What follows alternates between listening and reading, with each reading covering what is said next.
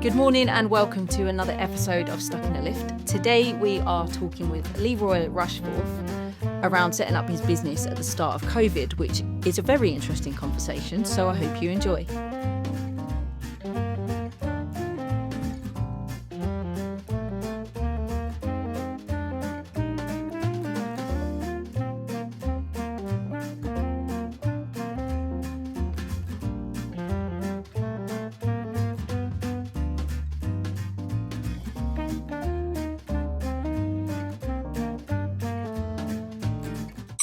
Leroy, thank you so much for joining me for a chat on Stuck in a Lift today. How's your journey down? Eventful. Eventful, tell me about it. Hotel. I have never had the worst experience in the hotel for a long time. Oh, wow. Go to my room, electric's not working. Go down, ship, the reset, and still not working. So eventually they switch rooms after a bit of faffing. Go next room, and the air conditioning is leaking all over the settee. It smells of damp. So I go to sit down, didn't realise, and then I'm soaking wet. So move to the next room. That room's fine. Breakfast this morning, cockroaches on the table. Where was this hotel? Where was you staying? It's local. I won't say which hotel, but Okay. yeah, it's local. Oh. And I wasn't too impressed. The staff were fine, they were great. It was just, a bit of an eventful setup. But Okay, well, I'm glad you're here. yeah, no, thank you. Great to be here. You got a clean coffee, it's all good. Yeah. And you've brought biscuits, so it's all good. Don't be jammy dodges. Well, thank you for the coming down and making the effort to come and chat with me. So, just before we start, could you just introduce yourself and just tell us a little bit about what you do for the industry? Okay. I'm Leroy Rushforth. I'm sales director for PR Lift Equipment, which is my own company, which I run with my business partner, Andrew Phillipson. So we've been in the industry for quite a long time. We supply lift control systems, door packages, and we're moving into complete packages at some point. So yeah, it's very, very busy. I can imagine. Yeah, so I tend to stick with the sales, and Andrew gives all tech support. He runs all the back office with the people in the office. Nice balance. Yeah, it works really well. Yeah. Stressful at times. Did you know each other before? Yeah, we worked at Witter Oh, okay. for about 10 years together, Right. and that's where we met. We'd met actually in Thames Valley about 20-something years earlier, only briefly though. Andrew remembers it, I don't. Okay. But yeah, so we've known each other for a long time. So yeah, we've worked. You know each other's pros and cons. Yeah. We know each other really well. So how long, I know you've mentioned a few years then, but how long have you worked in the industry and what made you join? I started when I was 17 and I'm 54 now. A few years then. So 1 or 2. You look great, by the way. Thank you. It's all the makeup. Oh, okay. Yeah, nice. So I started on YTS with Thames Valley. I was an apprentice there. I worked there for about 20 years, and we started on, I think it's about £25 a week. So it was nothing like you get now with minimum wage. It was, but it was great. It was good times. It was easier. There was none of this Facebook and none of that. Life just seemed so much more uncomplicated. Yeah. Back then. So it's been a nice industry to work in. I did take a break for about 5 years and worked in water and nuclear. Oh, okay. For a while. That was interesting. Yeah. Seeing how not advanced it was in certain aspects. So you think you've got this big nuclear power plant and it's changing uranium rods, and I'm working on some systems to improve that. And they're working with old selectors, where these are mechanical pulsing items that control how many uranium rods they take out and how many they put back. And we were replacing them with PLC control. You're just not expecting something so that you think is so technically advanced to have something which is so basic. No. Yeah, it's surprising. Wow. Okay. So, and then after that, I went back into lifts, and I enjoy this. I think most people do enjoy working with lifts. Mm-hmm. At the time of the water nuclear, there was long hours, and I just had young children. Mm-hmm. So it was a way of me stepping out and focusing on family rather than on work. But yeah, lifts. Most people always end up back with lifts. Once you're in, Yeah, you don't get out. Yeah. You're stuck in the industry. So what's been your most successful day so far? One that really stands out to you? Well, the setting up of PR lift equipment that felt like a big success moment. So that was up there. But considering we were in a COVID year when we started, we had a big order came in the first year, which was for 24 control systems for Edinburgh County Council. That was a big success for me and for Andrew as well as a business. It was great to get something like that, especially considering it was COVID and everybody was on lockdown and you couldn't go out and see customers. You were very, very much restricted. It was great. It was just one of those moments you go, oh, we've done it. It was great, you know? Yeah. So how was that? We're going to go into COVID because you set this business up during COVID. So I want to learn the challenges around that. But how did you even manage to turn that around with like getting parts from different parts of the world and deliveries and like delays and all of that? How did you manage to hit that on time? Everybody was suffering with lead times. The whole industry was struggling. So it wasn't that complicated. We ordered from the factory. It came in. Unfortunately, we didn't have a warehouse, so it was drop shipping. So that's where some difficulties came because you're not in control. So it comes in normally to a warehouse, you check it all, you make sure everything's there, you ship it out. But now it's come direct from the factory, drop shipped straight to the customer. So you're not in control of what's been delivered. You can't check it. You can't make sure everything's all right, that it's not damaged. You can't agree a time because it'll be some time that week. So there was some difficulties in trying to control that part of the business. We got over it.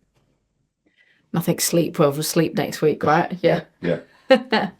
So COVID was a shock to everyone in the world, and you guys decided to start a company in the middle or at the beginning of it. So tell me, what even made you think that would be a sensible thing to do? Well, we started setting up maybe about 6-10 months earlier. Okay. So we were going through all that process of bank accounts and all your risk assessments and making sure that we have everything in plan. And as part of our risk assessment, we never even considered COVID, and that never really became apparent until I think it was the January, where something was going off in China. Yeah. And it's fine. Miles away. What's the worst that can happen?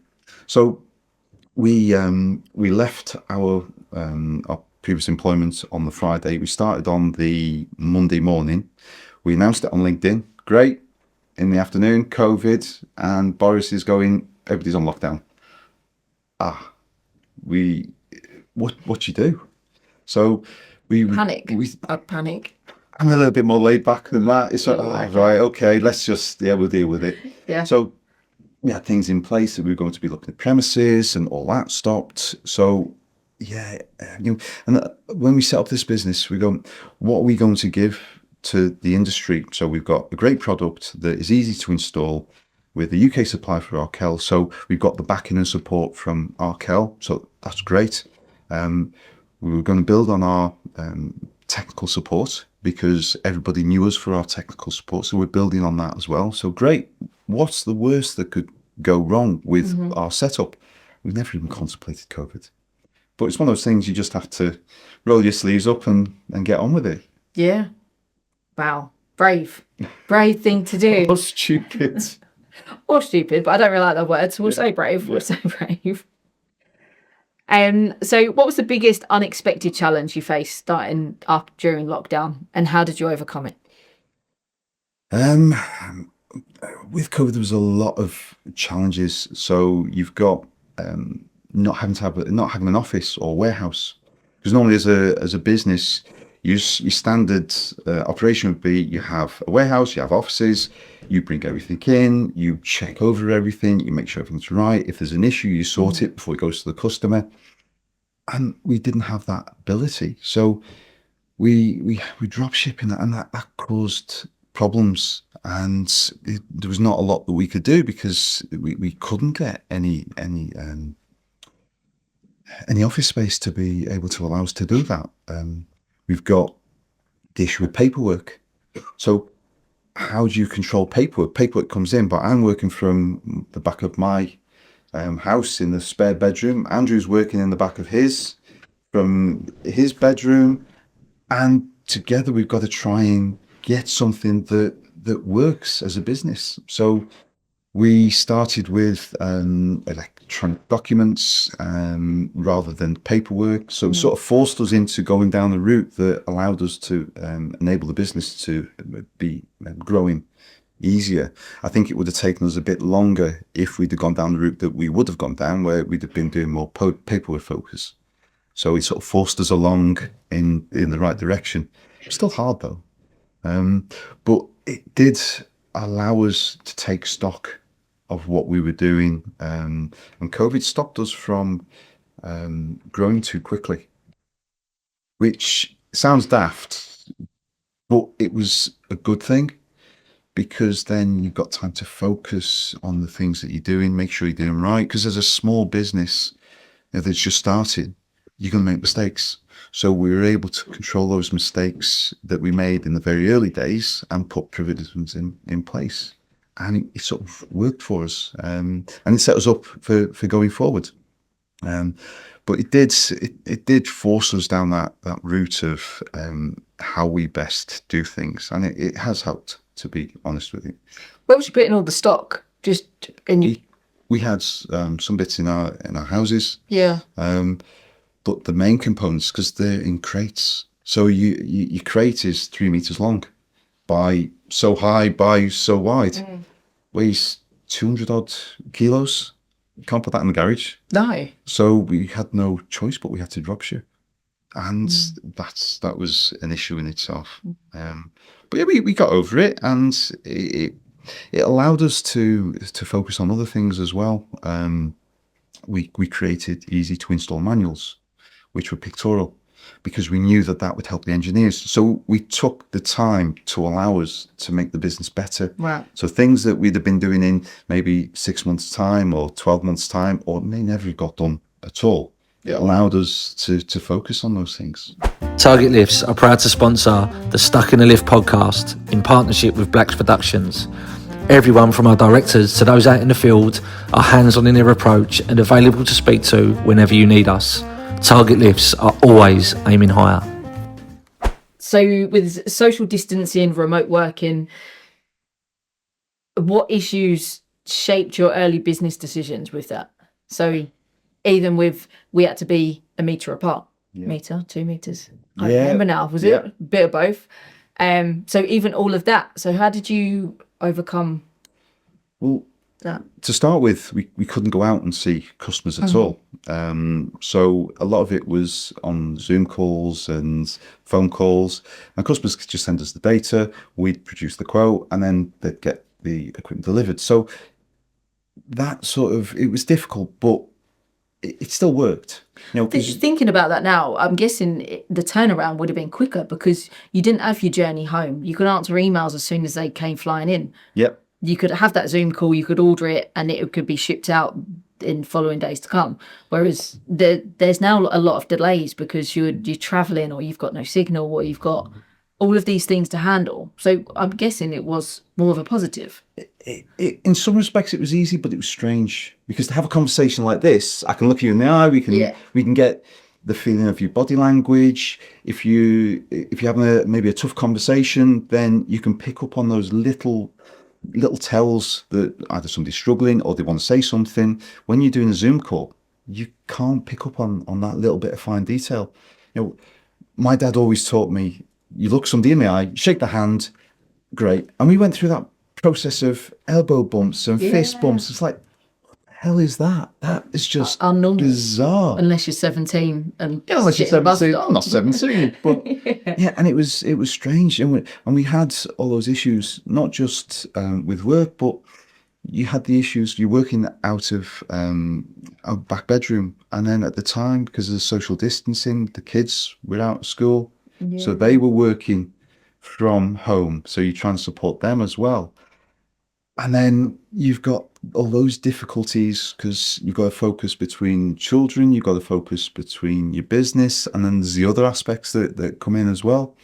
And it was hard. And then you had that bloody Joe Wicks, which drove me up the wall with everybody getting up and jumping around and dancing. Oh, handle that. That just drove me. But I used to have to join in as well because it was for my children. So I'm there doing star jumps. When you're thinking about, right, that email come in, Yeah. and you can't shut off when you're working from home. You're like, when is the end of the day? Well, when you own your own business, you don't shut off. I mean, sometimes you can be working 9, 10, 11, 12, 1 o'clock in the morning because you've got things that you've got to get done. And there's nobody to fall back on. The buck stops with business owners. That's myself and Andrew. So we find sometimes that you're doing work that if you work for somebody, I'll do it tomorrow. Because there's you no switch stress, off. there's no So you pressure. you don't sort of switch off. Even on holidays, you don't sort of switch off. How did you, so you started up at the beginning of COVID. I know you mentioned a few months before. Did you find that being remote working, you struggled with like building that trust as a business? Because I can sit with you and look you in the face and you probably trust me more than if I was trying to sell my services on Zoom. So did you find that was a issue? Fortunately, because we've got a lot of contacts in the industry, Right. a lot of people know us from our previous employment. So they knew what we did because we were always there to help them. We had very good rapport with people. So even though it was difficult doing the Zoom calls, people still knew us. A phone call was much easier. I preferred a phone call than I did a Zoom call. Why is that? Because I don't get the tells. From when you're just speaking to somebody, there's an expectation on how you talk. So you're talking on the phone, you allow people to talk, they allow you to talk, and it just sort of works. On a Zoom call, if you've got 3 or 4 people, somebody starts talking and then you don't know which one it is, and then you're trying to figure out, and then it just doesn't sort of gel. Whereas if you're in a room where you've got 3 people, I can talk to you, somebody else is about to talk, I can There's always talk a gap. to them. There's a gap. There's a tell. Either they shift their body, or they're about to talk, and you know to pause. And it was just so much easier. I hate Zoom. I hate it with a passion. It's horrible. And then you got the internet issues at the same time. Because the internet always seems to have an issue when you're on Zoom. You can be fine all day, but as soon as you log on to Zoom, it's like, couldn't quite hear that. Can you say that again? Yeah, and then you've got the internet connection. You've also got sometimes if it's not Zoom, it was Teams or it'd be something else. And then sometimes your computer's not quite set up. So you jump on a couple of minutes before and then your computer's doing an update because it needs to update. I was like, oh, for God's sake. Why now? And I've got an important meeting in 5 minutes and it's taking 10 minutes to do this upload. It's sometimes a bit of a disaster. But We learnt a lot, I think, in terms of technology wise during COVID. So you've mentioned some long-term advantages. Is there any more that you can share with us that you thought like this really benefited us starting up at the beginning of COVID? It was mainly the fact that it restricted us. Because, like I said, when you have a new business and you everybody's intrigued in what you're doing, and you get the inquiries. If you go too quick, you can lose a lot more business because of it, because you're making those mistakes. So it just did allow us to focus on what we're doing. It allowed us to set procedures. It allowed us to set up how we worked as an office, when we could have an office. But some of the problems that you had with not having an office is if you were having a conversation with one of the customers and I am already aware of something that's going on and you're having the conversation, I can hear that and I can butt in. I can say, don't forget he's got this or she's got that or they've done this. And you pick up on things which makes for a nice smooth conversation, a transition with certain things. When you're working remotely, you don't get that. You've got everybody who's got their own things that they're doing. You're not party of that because you're not in an office. So sometimes it's difficult on trying to help people, but it did give us that understanding of how we needed an office as soon as possible. And to be fair, as soon as the restrictions were lifted, that was our main focus, is getting an office, a warehouse, so that we could get back to some sort of normality. So we have those normal conversations. We're still doing Zoom calls from the office, which is fine, but it allowed the people we're working with to be able to engage, to be able to have that understanding of what we're doing. Because you try training somebody up on Zoom on a process. You can't. It's not the same as me sitting there with a laptop going, right, have a look at this. This is what we're doing. And then it works. And then they can see it. They go off. They make their own mistakes. Have you got a second? Yeah, I'll come over. As you try doing that, sharing the screen, and then trying to explain to somebody, right, press Control Alt Delete. Yeah, okay. Did you press? Oh no, I pressed. And it just was Takes so a lot of patience. difficult. Yeah. Did you hire anyone during COVID, or did you We not make that jump? We had to, the majority. It was myself and Andrew. So as you can imagine, it was quite stressful. Yeah. And full on all the time. We waited and we did certain things where we had things running in the background that we were trying to do. So our wives were trying to help us as well. Yeah. But mainly we waited until we had an office before we would employ somebody. But even then, there was still some remote working because the restrictions came in again. So there was that remote working environment again, and it was difficult. It wasn't nice. I didn't enjoy it at all.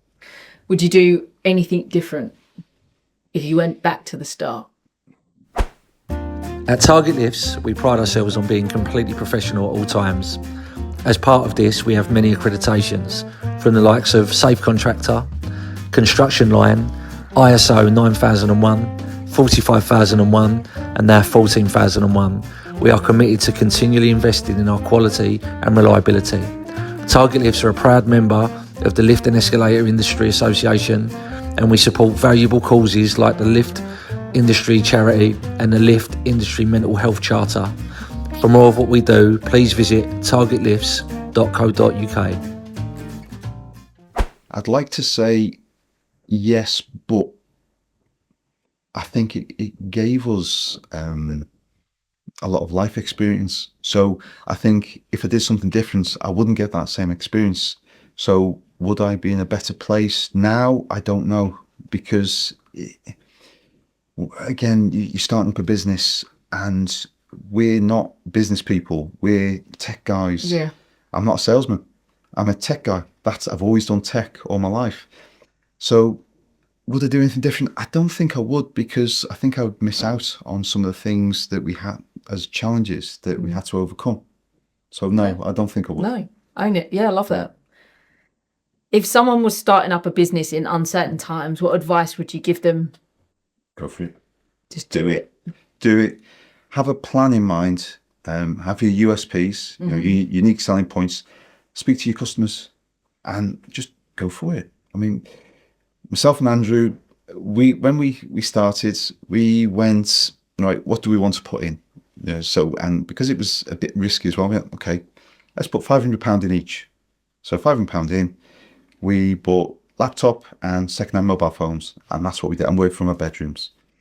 And we were building on our reputation, on our support of what we've done in the past, that the customers know us, they like what we did because we were always very custom focused. And anybody you speak to will tell you that. And now we're looking at a business that's 7 figures in nuts. 5 years, in a COVID year, in a pandemic. And 5 years is not a long time. No. That's very short. And a lot of businesses, unfortunately, they can fail within the first couple of years. A lot of businesses are not looking to make profit within, say, the first 3 years. We were making profit in the first year. So we knew what we wanted to do. But again, it was so difficult because we're making things up as we're going on, because we're not business people. No, we're just two guys that had an idea. Why don't we go and do this? And it's worked for us, because people need the support. It's one of those industries where everybody knows that there's some technical ability lacking, and that's what we do. We're really good at tech support.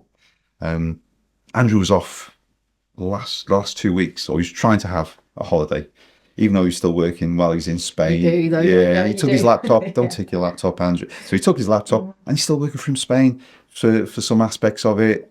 And I haven't done tech support really for a good maybe 4 years.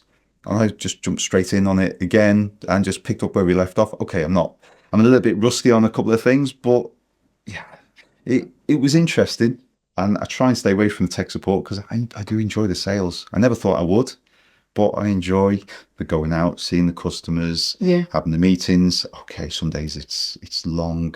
But I think there's a sense of like achievement, right? When you've gone out and you've seen that person and they've ticked a box to say, right, they're making that order, and you're like, oh, I made that order. Yeah. So there's do you still get that sense of like achievement on the tech side, or is it different? Tech side, I find it a little bit more of a chore now because I enjoy the sales side a lot more. So, I mean, I still jump in. Sometimes people phone me up as I'm traveling. If I can help them, then I'll do that. I don't just go, right, not my problem. Yeah. I'll always help people because that's just the way we are. But I do enjoy the sales more.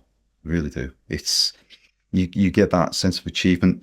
Unfortunately, as you get bigger, you have targets It's more pressure. that you've got to achieve, and if you don't achieve them, you've got to do something about it. So that bit gets a bit stressful.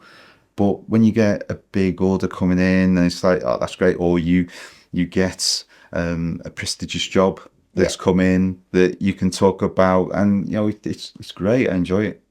Have you seen anything unexpected Yeah, along your journey? there's a couple of things.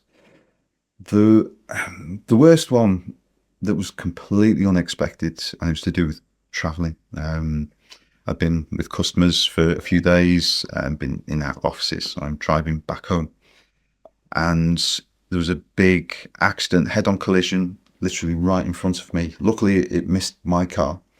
But to keep a long story short, I got out of my car. I'm trying to pull a guy out of a burning car, and I've seen accidents before, and you just see the after effects. You see the police there or the ambulance. You don't really consider, how it affects people or what goes on. I was in the mix of it. Right, I'm trying to pull this guy out of the car while there's another guy trying to get an extinguisher to work to put out the flames that are coming out of the bonnet. And that just wasn't very nice. And it sort of puts life into perspective, and how things are, even if you may be a considered driver, this unexpected things happens which you're not in control of, and it makes you think about your life and your family and so on, and how delicate things are in balance that you're not in control of. So it's a bit horrible on that side of things, but it was really, really unexpected. So yeah, not very nice. Wow. Any more that you? There's always the tech calls that you deal with people, and you try to advise people to do things, and they're doing things which you don't realize they're doing in the background that are putting people in a dangerous position. I had one where I'm talking to somebody, say, okay, I'm trying to identify something, and he was on a previous employment, and I'm working with him with spare parts, and we're trying to identify spare parts. I said, no problem, take a picture. Oh, it's all right, I've taken the part off. Okay. And this was a landing lock. So it's a lock assembly that keeps the doors locked in place. I said, okay, so you're taking the lock off. Yeah, I'm going to send it to the office, and then they can send you all the information. So, okay, but what have you done with the doors? Well, nothing. Okay. But there's no lock keeping the doors closed. Oh, it's got a spring on it. Oh, okay. Yeah. So, okay, but what about somebody opening doors? And bear in mind, this was in a shopping centre, opening up onto a creche with children. Wow. Now, I was not expecting somebody who's supposed to be of a level that he has the ability to go out and fix things, to take a landing lock off in its entirety, to leave the doors under the control of just the spring. I said, right, you need to go and screw it closed or refit the lock. And, oh, no, it'll be fine. So it's the only time that I've had to go way above somebody and phone up their MD and speak to them and say, look, you need to sort something out really, really quickly. Yeah, really quickly. That was probably one of the other things. Very worrying. Yeah, because people don't understand the action, the consequences of their actions. But does that come down to the qualification, or is it like they've missed that? Qualifications, can't we?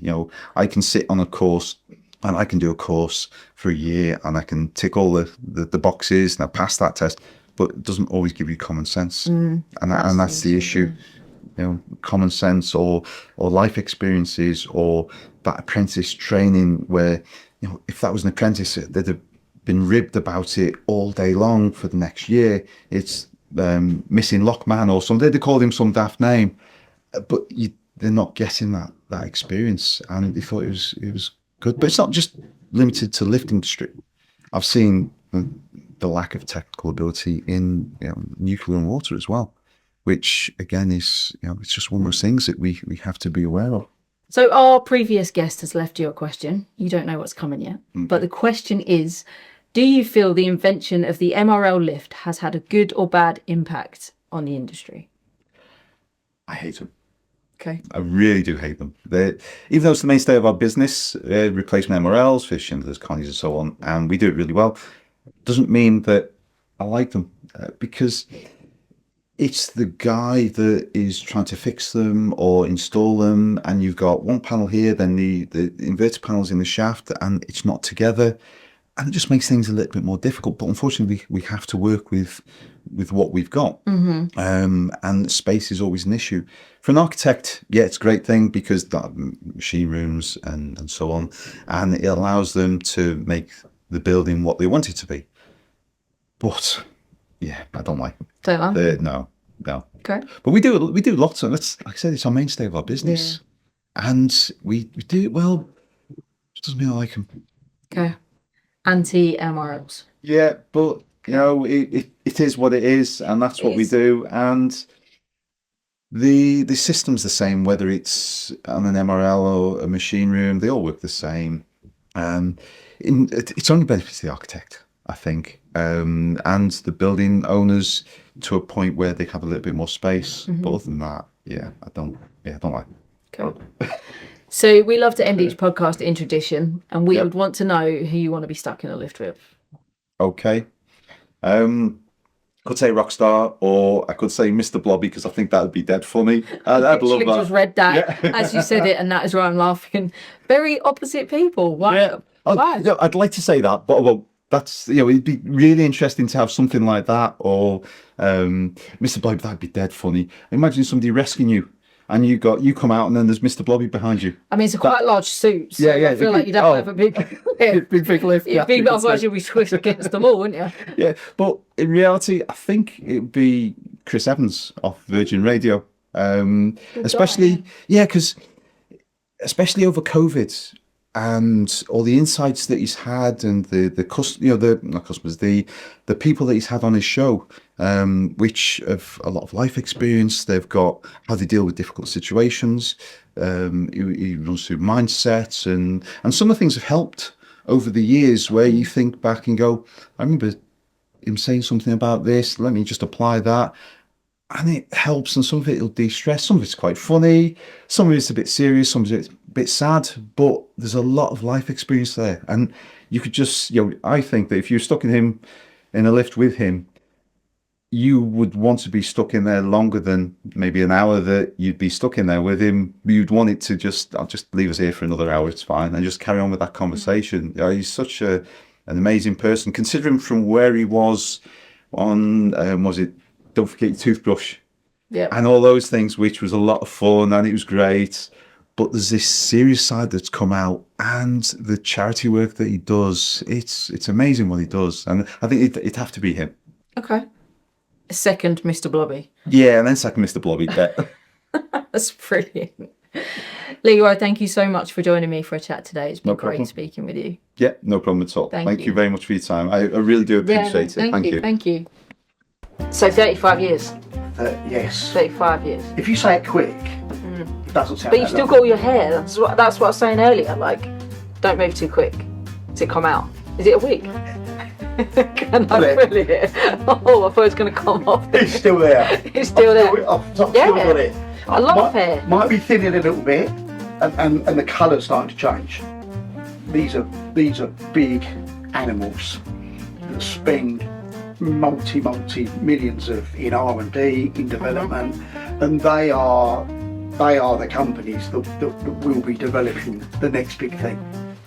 I think anyone listening, just going back to your communication point there, anyone listening and thinks, well, no, our communication is spotless, like it's fantastic. I don't think that anyone can ever hit that level. Do you know what I mean? Because I think there's so much improvement in communication that everyone listening can improve on that communication point. Target Lifts are very proud to provide 4 apprenticeships. With the assistance of a training provider, Target Lifts can offer a complete training program that will give both practical and theory understanding in all areas of the lift industry. The apprentice will gain the necessary qualifications to enable them to grow as a lift engineer, and with the support of the Target Lifts team, have a fantastic career for life. Visit the contact page on our website if you are interested in becoming our next apprentice. Target Lifts, always aiming higher.